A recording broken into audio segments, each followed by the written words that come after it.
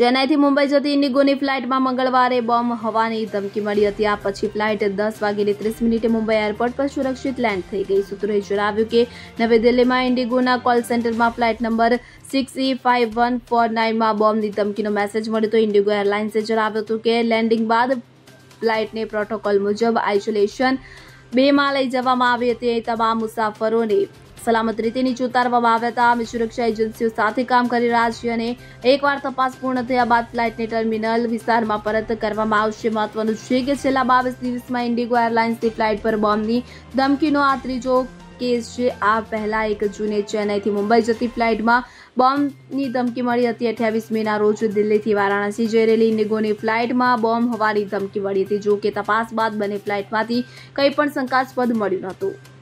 Bureau report CN24 news.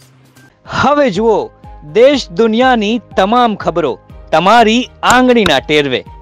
ઉઠાવો mobile અને Google Play Store પરથી ડાઉનલોડ કરો અમારી CN24 ન્યૂઝ મોબાઈલ એપ।